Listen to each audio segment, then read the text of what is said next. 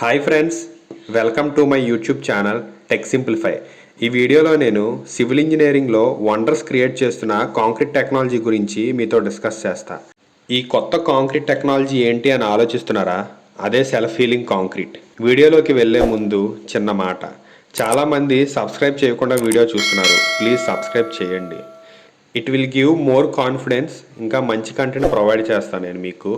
ఈ వీడియోలో మనం మెయిన్గా తెలుసుకునేది సెల్ఫ్ హీలింగ్ కాంక్రీట్ అంటే ఏంటి, సెల్ఫ్ హీలింగ్ కాంక్రీట్ని ఎలా తయారు చేస్తారు, సెల్ఫ్ హీలింగ్ కాంక్రీట్ ఎలా పనిచేస్తుంది కాంక్రీట్లోని, సెల్ఫ్ హీలింగ్ కాంక్రీట్ వల్ల అడ్వాంటేజెస్ ఏంటి, ప్రజెంట్ సెల్ఫ్ హీలింగ్ కాంక్రీట్ ఎక్కడెక్కడ వాడుతున్నారు అనే దాని గురించి మనం క్లియర్గా 1 by 1 తెలుసుకుందాం. సెల్ఫ్ హీలింగ్ కాంక్రీట్ అనేది లేటెస్ట్ కాంక్రీట్ టెక్నాలజీ. ఇందులో కాంక్రీట్ డిజైన్ ఏ విధంగా చేస్తారంటే, ఎక్కడైనా క్రాక్ లేదా కాంక్రీట్ డ్యామేజ్ జరిగితే ఆటోమేటిక్గా దానంతటా అదే రిపేర్ చేసుకుంటుంది. ఈ వీడియోలో చూపించే విధంగా దాన్నే సెల్ఫ్ హీలింగ్ కాంక్రీట్ అని అంటారు. అయితే ఇది ఎలా సాధ్యం అనే డౌట్ రావచ్చు మీకు.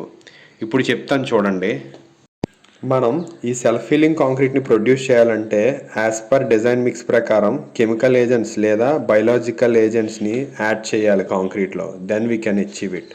ఇప్పుడు కెమికల్ ఏజెంట్స్ ఏంటంటే ఎపాక్సీ రిజిన్ లేదా పాల్యూరీథేన్ అనేది యాడ్ చేసి మనం సెల్ఫ్ హీలింగ్ కాంక్రీట్ని ప్రొడ్యూస్ చేయొచ్చు. లేదంటే బయలాజికల్ ఏజెంట్స్ యాడ్ చేయొచ్చు, అంటే బ్యాక్టీరియల్ సొల్యూషన్ కంటైనింగ్ బ్యాసిలస్ సబ్టిలస్. వీటిని యాడ్ చేసి మనం సెల్ఫ్ హీలింగ్ కాంక్రీట్ అనేది మనం ప్రొడ్యూస్ చేయొచ్చు. ఇప్పుడు working mechanism of self healing concrete గురించి తెలుసుకున్నట్టయితే, మనం bacterial solution containing bacillus subtilis add చేసి కాంక్రీట్లో ఈ సెల్ఫ్ హీలింగ్ కాంక్రీట్తో స్లాబ్ వేసాక, సపోజ్ చిన్న క్రాక్ వచ్చింది అనుకోండి స్లాబ్కి. ఇప్పుడు ఏమవుతుందంటే ఎన్విరాన్మెంట్లో ఉన్న మాయిశ్చర్ లేదా రెయిన్ వాటర్ ఈ క్రాక్లోకి వెళ్ళి డార్మన్ స్టేట్ అంటే ఇన్యాక్టివ్ స్టేట్లో ఉన్న బ్యాసిలస్ సబ్టిలిస్ ఈ వాటర్తో యాక్టివ్ స్టేట్లోకి వచ్చి వాటర్తో రియాక్షన్ జరిపి కాల్షియం కార్బోనేట్ని ఫామ్ చేసి క్రాక్ ఫిల్ చేస్తుంది ఆటోమేటిక్గా. నిజానికి ఇటువంటి క్రాక్స్ వల్లే కొత్త కొత్త బిల్డింగ్స్ కూడా శిథిలావస్థకి చేరుకుంటాయి కట్టిన కొన్ని ఇయర్స్కే. మనం రీసెర్చ్ పేపర్ ఇన్ఫర్మేషన్ ప్రకారం చూసుకున్నట్టయితే, ఇన్ కేస్ సెల్ఫ్ హీలింగ్ కాంక్రీట్లో క్రాక్ వచ్చినట్టయితే అది 2 to 3 weeks అనేది పడుతుంది మనకి అది కంప్లీట్గా హీల్ అవ్వడానికి. సెకండ్ పాయింట్, ఎంత పర్సంటేజ్ మనం కెమికల్ ఏజెంట్స్ని యాడ్ చేయాలి సెల్ఫ్ హీలింగ్ కాంక్రీట్ని ప్రొడ్యూస్ చేయడానికి అంటే 0.1% to 1% of weight of cement. It depends on specific bacterial strain మనం తీసుకునే దాన్ని బట్టి.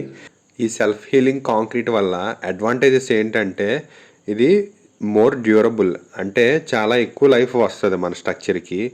ఈ క్రాక్స్ వల్లే కదా స్ట్రక్చర్లో ఉన్న స్టీల్ రస్ట్ పట్టి స్ట్రక్చర్ డ్యామేజ్ అవ్వడానికి కారణం. అటువంటి క్రాక్స్ని కవర్ చేస్తుంది మనకు సెల్ఫ్ హీలింగ్ కాంక్రీట్ వల్ల. ఇంకా దీని మెయిన్ అడ్వాంటేజెస్, ఎక్కువ డ్యామ్స్ అండ్ రిజర్వాయర్స్లో చాలా హెల్ప్ అవుతుంది to prevent leaks and cracks, which is very crucial for water conservation and safety. ఇంకా చాలా low maintenance cost. Present IIT మద్రాస్లోని ఇంకా సిఎస్ఐఆర్లోని రీసెర్చ్ అనేది జరుగుతుంది సెల్ఫ్ కాంపాక్షన్ కాంక్రీట్ మీద. ఇంకా ఎన్హెచ్ఏఐ అంటే national highway authority of India pilot project కింద టేకప్ చేస్తుంది సెల్ఫ్ కాంపాక్షన్ కాంక్రీట్ రోడ్స్లో యూజ్ చేయడానికి.